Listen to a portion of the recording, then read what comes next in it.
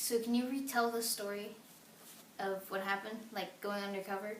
When I was a teenager, I was in Atlanta, and I got involved in some people that were causing a lot of disturbances by racial hatred in Atlanta, and it's called gosh, I can't think of them. Anyway, the FBI wanted to recruit somebody to go into invade the Ku Klux Klan in Jacksonville, and word got out.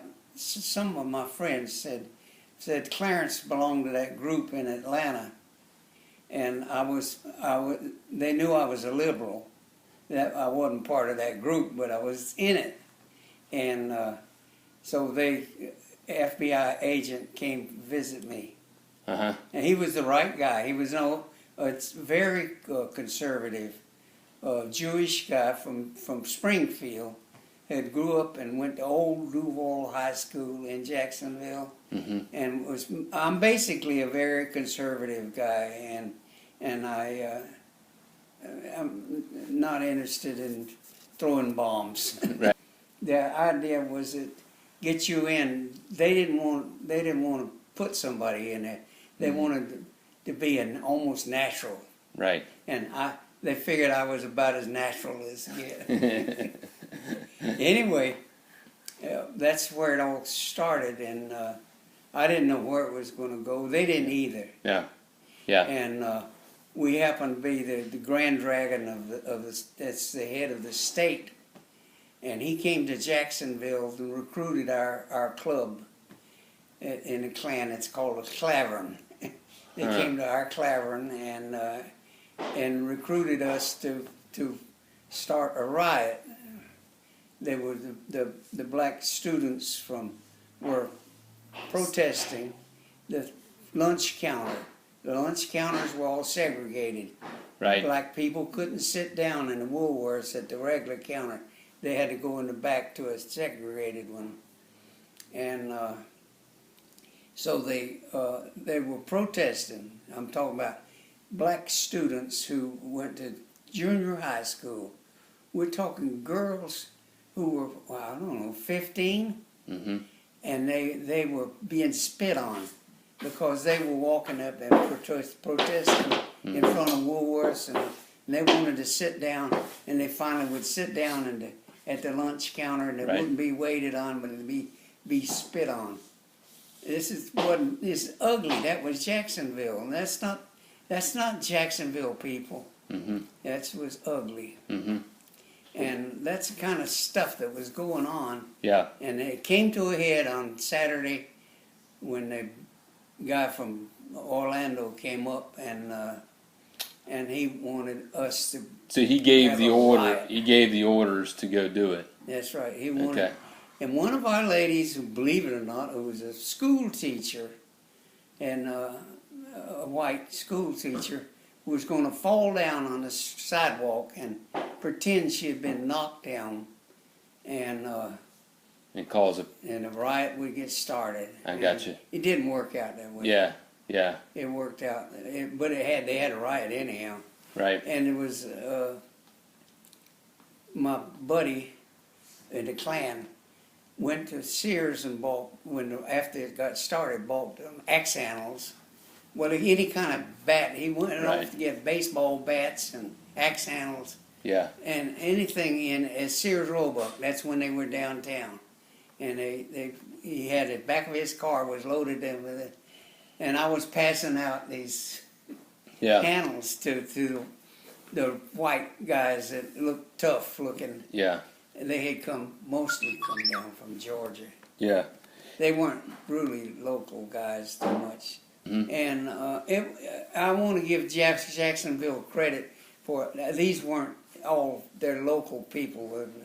They not to say that we didn't have our share of them. Right. But it was pushed by South Georgia. Yeah.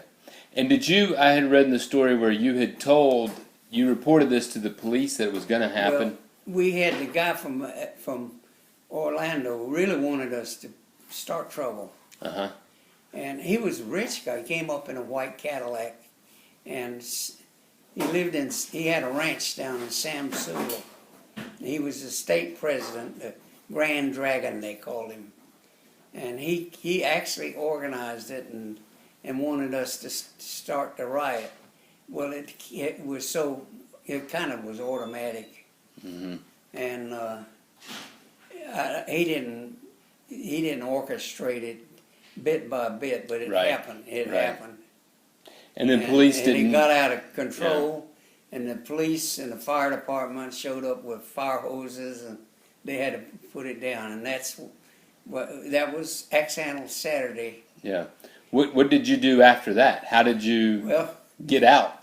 they had the Grand Dragon had a meeting and called all the Klansmen together, including me, and we went to a secret meeting place, and I would turn in in every week. I'd turn in a report, typewritten, to the FBI on what was said at the meetings and so on.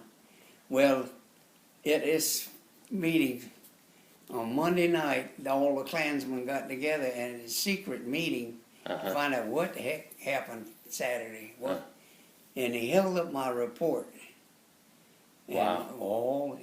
And I put my own name on there too, you know, as a participant. Yeah. But anyway, I'm looking up there and seeing the whole thing that I had turned over to the FBI. They turned it over to our sheriff, who at that time was a nice guy. He was a former FBI agent. What's his name? This guy. He stayed there for 8 years, and he had been put in that job as a clean.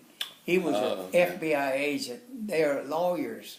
He was a lawyer, and he was on vacation, and the report was put on his desk. Dale Carson. Okay. Yeah. Who was actually an attorney, and the report was put on his desk, and a copy of it ended up in the Klan. So what did you do from there? How did you? Well, When they held it up at the meeting. It was me. Yeah. They didn't know. Eventually, they got suspicious because I happened to belong to the Unitarian Church. They got a new membership list, and there was some of they never accused me of anything. Yeah. But they started asking questions, and I just didn't. Just I stop told them, showing I up. said, someone asked me a question about, and I said, well, listen, it embarrasses you guys. I'll play it cool, but Right. when I told them I've been investigating, but Yeah. I didn't get in any trouble. Yeah. Yeah. I'm no hero in that. The heroes in those things were those 15-year-old girls and boys, but black, who walked the streets and went into Woolworths and sat in those chairs and took all that abuse. And someday in Hemming Park, I want them to be a statue up there. And that's Hearst, what's his name? Rodney Hurst. Ronnie Hurst, and those teenagers. There'll be a statue up at the top of that. Yeah.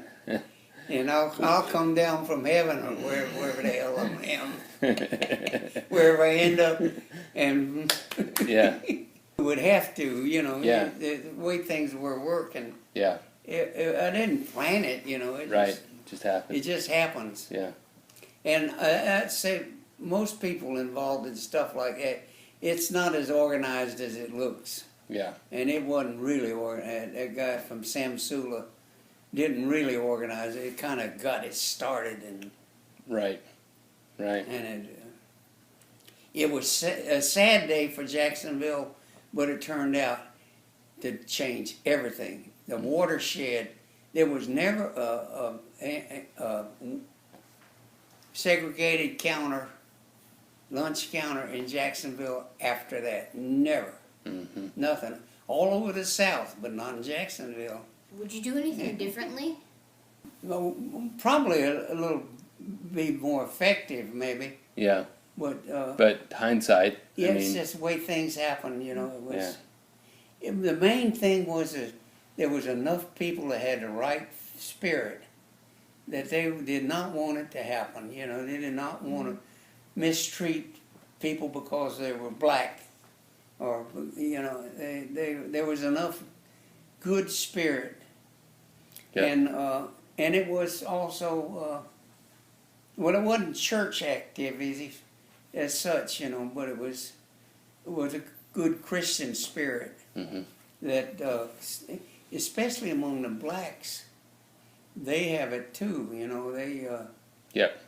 and there's a limit to what they're going to do too. Mm-hmm.